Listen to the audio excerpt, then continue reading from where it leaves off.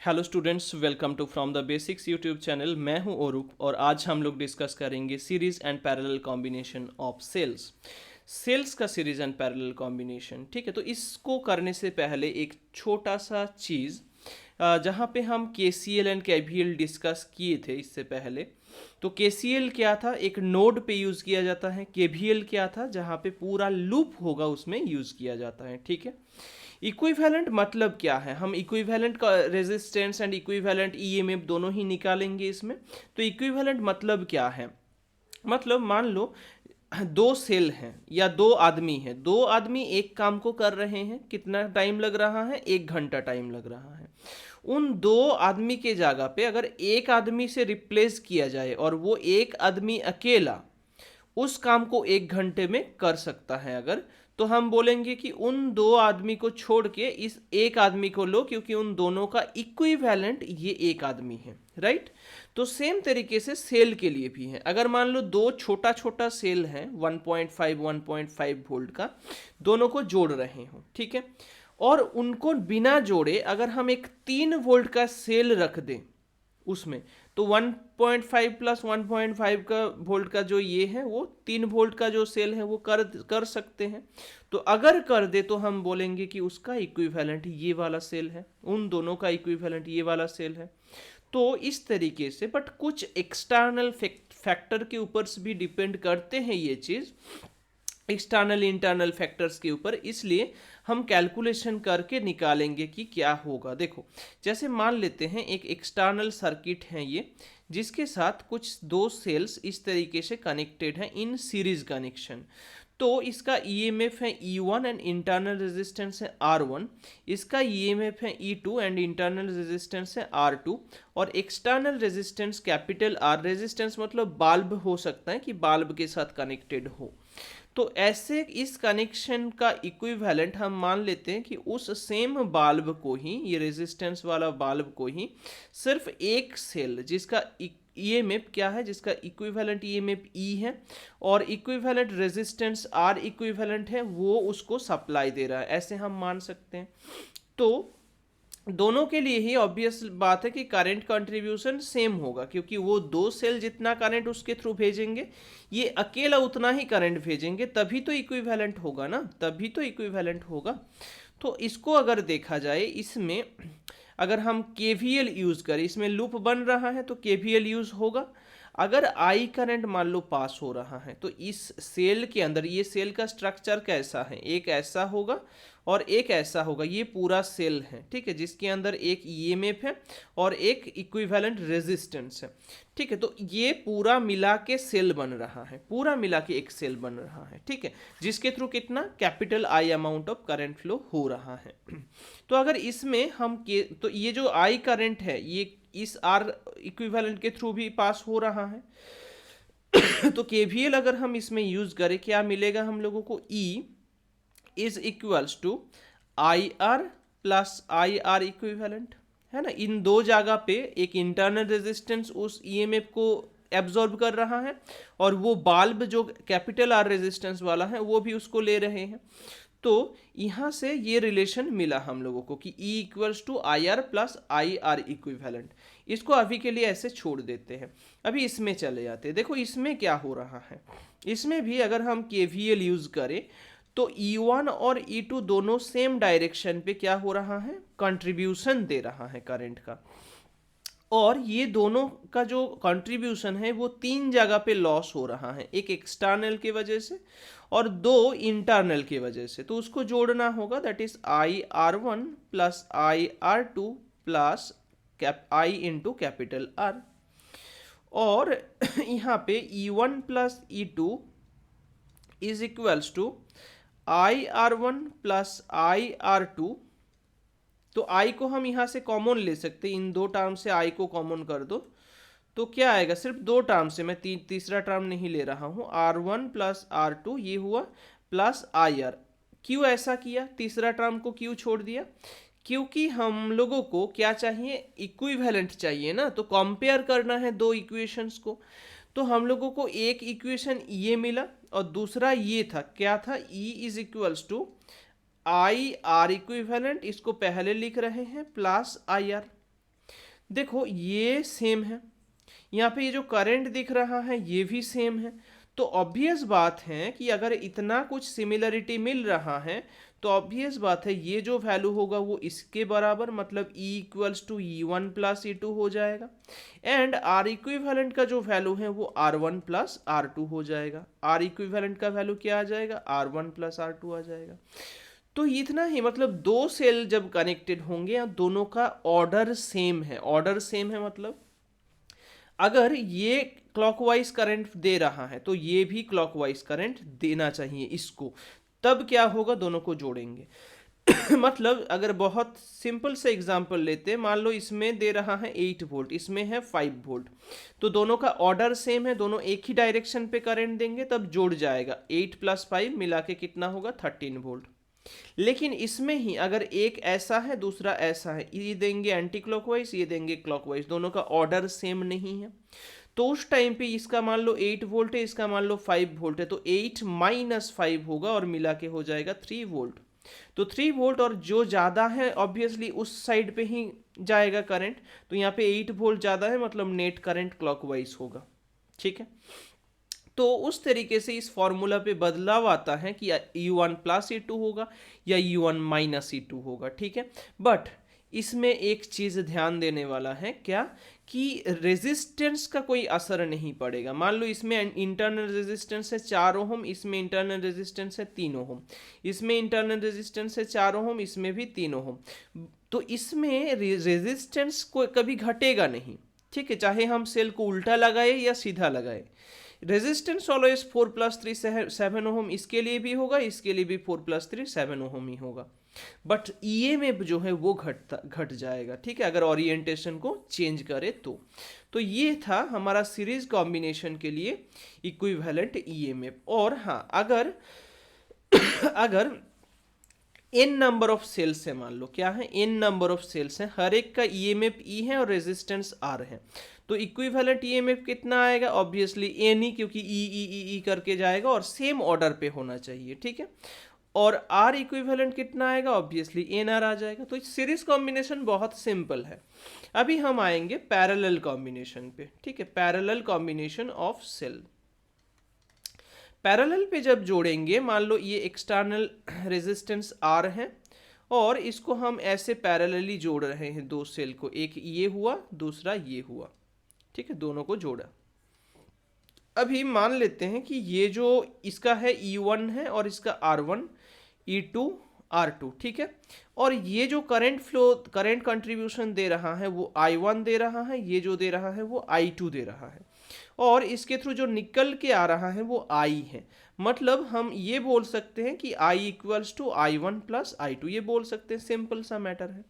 और इसका अगर मान लो इक्विवेलेंट जो ये है सर्किट है वो R, और इन पूरा सेल सिस्टम को हम इससे रिप्लेस करवा रहे हैं, जहाँ पे इक्विवेलेंट जो है वो E इक्विवेलेंट है या E है, और इक्विवेलेंट E में रेजिस्टेंस जो है वो R इक्विवेलेंट है।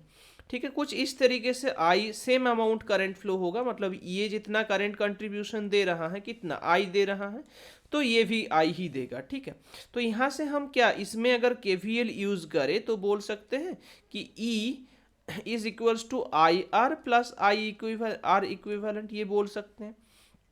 ठीक है, तो इसमें से हम अगर करंट को निकाल लें, करंट को मतलब मान लो ऐसे लिखा गया है आई आर इक्विवेलेंट, तो आई आर इक्विवेलेंट का वैल्यू क्या आएगा, ई माइनस आई आर आ जाएगा, और आई का वैल्यू क्या हो जाएगा, E minus I R by R equivalent आएगा ना, ये आएगा या नहीं, ठीक आएगा। तो आई का वैल्यू जो है E minus I R by R equivalent. ठीक है, ये एक नंबर इक्वेशन है।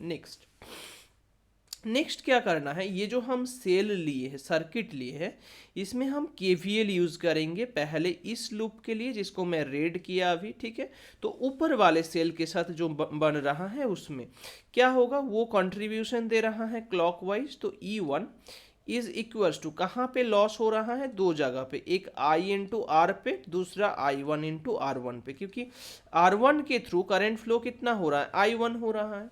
सेम हम अब क्या करेंगे, इस सर्किट पे KVL यूज करेंगे इसमें। ठीक है, नीचे वाले में तो नीचे वाले में अगर यूज करें तो क्या आएगा, E2 is equals to IR plus I2 R2। एक काम करो, यहाँ से I1 को निकाल लो, यहाँ से I2 को निकाल लो, ठीक है। तो अगर मान लो हम I1 को निकालना चाहते हैं यहाँ से, तो कैसे निकलेंगे वो, I1 इक्वल्स टू, इसको उस साइड पे भेज देंगे तो E1 minus IR divided by R1, ठीक है। सेम तरीके से इससे अगर हम I2 निकालना चाहेंगे तो कितना होगा वो value, I2 is equals to E2 minus IR divided by R2 होगा ये चीज। अभी क्योंकि I equals to I1 plus I2 है, क्योंकि I equals to I1 plus I2 है, तो क्या करेंगे, इन दो टर्म को जोड़ देंगे, ठीक है, इन दो टर्म को जोड़ देंगे। तो हम लोगों को जोड़ना है अभी, ठीक है। नीचे यहाँ पे जगह है, यहाँ पे कर देते। देखो I मतलब क्या था, इस वैल्यू को हम डाल सकते हैं I के जगह पे। तो I equals to I1 plus I2 में हम क्या करेंगे, I की जगह पे डालेंगे E minus IR divided by R equivalent को, इज इक्वल्स टू I1 कितना है ये वैल्यू, I2 कितना है ये वैल्यू, पुट कर दो। E1 minus IR divided by R1 plus E2 minus IR divided by R2, ठीक है। बस ये रिलेशन मिला ना। अभी हम इसको सारे चीज़ को यहाँ से मिटा रहे हैं क्योंकि हम लोग वैल्यू ऑलरेडी पुट कर चुके हैं। अभी जस्ट कंपेयर करना हम लोगों को बाकी है, कंपेयर कर देंगे हमारा आंसर आ जाएगा, ठीक है। जैसे लेफ्ट साइड में सेपरेट करते हैं, ठीक है, E by R equivalent minus IR by R equivalent, ठीक है, इज इक्वल्स टू, इसमें सेपरेट करेंगे तो E1 by R1 minus IR by R1 plus E2 by R2 minus IR by R2, क्या किया, सेपरेट किया, ठीक है। अभी E बाई आर इक्विवेलेंट को एक ब्रैकेट के अंदर डाल रहे हैं, minus IR into 1 by R equivalent लिख रहे हैं। और ये लिखने का मतलब क्यों लिख रहे हैं, इसका भी पीछे रीजन है। देखो इक्वल्स टू, इस साइड में इन दोनों को एक साथ लिखते हैं, ठीक है, किसको, E1 बाई R1 को और E2 बाई R2 को। क्यों ऐसे कर रहे हैं, क्योंकि बाकी दो जो टर्म है ना उसमें से देखो IR कॉमन आ जाएगा, माइनस IR को अगर कॉमन लोगे तो 1 by R1 plus 1 by R2 हो जाएगा, है ना। देखो अब क्यों इसको ब्रैकेट में डाले थे उसका लॉजिक आई होप समझ आ गया होगा। इसमें IR दिख रहा है, इसमें भी IR दिख रहा है, तो ऑब्वियसली हम दोनों को कंपेयर कर सकते हैं कि 1 बाई आर इक्विवेलेंट का वैल्यू ये हो जाएगा, 1 बाई आर इक्विवेलेंट का वैल्यू हो जाएगा 1 by R1 plus 1 by R2 and E by R equivalent का वैल्यू हो जाएगा ये वैल्यू, ठीक है। तो E बाई, एक सेकेंड इसको इरेज कर देते हैं। तो E बाई आर इक्विवेलेंट का जो वैल्यू आया इक्विवेलेंट वो मिला E1 by R1 plus E2 by R2, दोनों को, इन दोनों को हम कंपेयर किए और E in equals to R equivalent into E1 by R1 plus E2 by R2 लिख सकते हैं हम, ठीक है, लिख सकते हैं हम। और नेक्स्ट क्या करेंगे एक सिंपल सा काम है, R इक्विवेलेंट जो मिला है ना उसको अगर हम डिनोमिनेटर पे लाएंगे तो कैसे हम उसको लाएंगे, तो E1 by R1 plus E2 by R2 ऊपर था, नीचे हम इसको ऐसे लिख सकते हैं ना 1 बाई आर इक्विवेलेंट लिख सकते हैं या नहीं, 1 बाई आर इक्विवेलेंट करके नीचे चला गया। क्यों लेके गया, क्योंकि 1 बाई आर इक्विवेलेंट का जो वैल्यू है वो ये है और इसको हम उसमें पुट करेंगे तो is equals to E1 by R1 plus E2 by R2 divided by उसका वैल्यू है 1 by R1 plus 1 by R2, ठीक है, ये E है। देखो इसमें भी सेम चीज़ है, अगर मान लो क्लॉकवाइज कोई सेल दे रहा है तो प्लस लेंगे, एंटी क्लॉकवाइज दे रहे हैं तो माइनस लेंगे, ठीक है, ये एक मैटर हुआ। दूसरा क्या है, इसको हम जनरल फॉर्मूला की तरह ट्रीट करेंगे जो इसमें लिखे हैं, plus dot dot dot dot, क्योंकि अगर मल्टीपल सेल्स होंगे तो प्लस डॉट डॉट करके चलता रहेगा। और एक चीज़, पैरेलल कॉम्बिनेशन के लिए जैसे रेजिस्टेंस में होता था 1 by R equivalent equals to 1 by R1 plus 1 by R2, same इसमें भी होता है जब दो सेल पैरेलल पे कनेक्टेड होता है तब भी, ठीक है।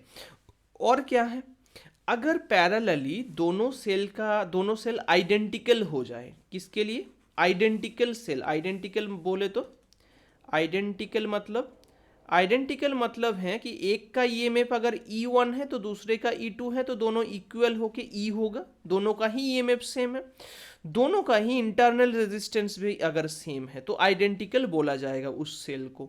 तो वैसा अगर सिचुएशन हो जाए और वो अगर पैरेलली कनेक्टेड है, क्या है, वैसा सिचुएशन हो जाए और अगर वो पैरेलली कनेक्टेड है तो उस सिचुएशन पे E का वैल्यू सिंपली क्या होगा, देखो उसमें पुट करेंगे E by R plus E by R divided by 1/r plus 1/r, तो इक्वल्स टू हो जाएगा 2E by R into R by two, cancel out होके सिंपली E मिलेगा। तो दो आइडेंटिकल सेल, दोनों का रेजिस्टेंस, इंटरनल रेजिस्टेंस सेम है, उसको अगर पैरेलली कनेक्ट करें तो ईएमएफ सिंपली ई हो जाएगा। एग्जाम्पल के तौर पे और थोड़ा और क्लैरिटी देते हैं। देखो मतलब मान लो दो सेल है, ठीक है, दो सेल है, एक का ईएमएफ और दोनों का ओरिएंटेशन सेम है, दोनों सेम डायरेक्शन पे करंट देंगे सर्किट पे। तो इसका मान लो 8 वोल्ट है, इसका मान लो 8 वोल्ट है, इसका भी सेम है 8 वोल्ट है। इसका रेजिस्टेंस मान लो 2 ओहम है, इसका भी रेजिस्टेंस, इंटरनल रेजिस्टेंस 2 ओहम है। तो इसका मतलब है कि ई का जो वैल्यू हो जाएगा इसमें वो सिंपली 8 वोल्ट हो जाएगा, कैलकुलेशन करने की ज़रूरत नहीं पड़ेगा इसमें, ठीक है। और सिर्फ ऐसा ही नहीं, अच्छा इसमें रेजिस्टेंस की बात कर लेते हैं। तो रेजिस्टेंस कितना होगा, रेजिस्टेंस इक्विवेलेंट रेजिस्टेंस हम जैसे निकालते हैं वैसे ही निकालेंगे, 1/2 प्लस 1/2 मतलब 1/2 प्लस 1/2 मतलब 1 आ जाएगा, मतलब आर इक्विवेलेंट का वैल्यू 1 हो जाएगा, ठीक है। तो आर इक्विवेलेंट चेंज होगा, मतलब जो सेल का ईएमएफ है वो सेम रहेगा, ठीक है। सेम तरीके से अगर मान लो इसका इंटरनल रेजिस्टेंस कुछ और हो जाए, मान लो R1 इसका R2, तो दोनों का ईएमएफ सेम है बट अलग अलग इंटरनल रेजिस्टेंस अगर हो जाए, क्या कहा, दोनों का ईएमएफ सेम है बट इंटरनल रेजिस्टेंस अगर अलग अलग है, फिर भी ई का वैल्यू हो जाता है सेम, मतलब ई का वैल्यू 8 वोल्ट ही होगा।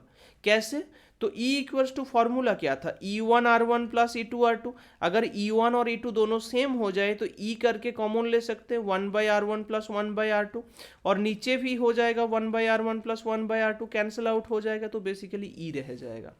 तो इक्विवेलेंट मतलब दो सेल का अगर ईएमएफ सेम है तो ईएमएफ मतलब इक्विवेलेंट ईएमएफ भी उतना ही होगा, लेकिन इंटरनल रेजिस्टेंस जो है उस पे असर पड़ेगा, उसको, और उसको निकालेंगे कैसे, simply parallel combination of resistance का जो फॉर्मूला है उस तरीके से निकालेंगे, ठीक है।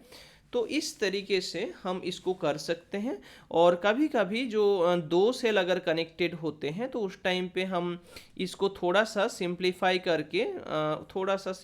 करके ऐसे भी लिखते हैं, जैसे E1R2 प्लस E2R1 ऐड करेंगे, ऊपर नीचे एलसीएम आएगा R1R2, इसका भी नीचे R1R2 आएगा, तो दोनों कैंसिल आउट हो जाएगा, और इसमें R1 प्लस R2। तो बेसिकली ये दो सेल के लिए, सिर्फ दो सेल दोनों का ओरिएंटेशन सेम है तो उस पे लिए ये में पता है। ओरिएंटेशन अगर उल्टा होगा, एक क्लॉकवाइज दूसरा एंटी क्लॉकवाइज, तो नेगेटिव साइन आ जाएगा बीच में एक, ठीक है। तो इस तरीके से सेल मतलब series and parallel combination of cells complete हुआ हमारा। अगर कुछ डाउट रहा है तो ऑब्वियसली कमेंट सेक्शन पे कमेंट करना, आई विल सॉल्व देम। और कोई न्यूमेरिकल्स अगर इसके रिगार्डिंग चाहिए तो भी कमेंट सेक्शन पे लिख देना, ठीक है। ओके, आई होप वीडियो पसंद आया तो लाइक और शेयर कर देना वीडियो को, और अगर इस चैनल पे नया हो तो सब्सक्राइब करके बेल आइकन को प्रेस करना ताकि इस टाइप का नया इन्फॉर्मेटिव वीडियोस, नया एजुकेशन रिलेटेड वीडियोस सबसे पहले तुम्हारे पास पहुंच जाए। Okay, thank you.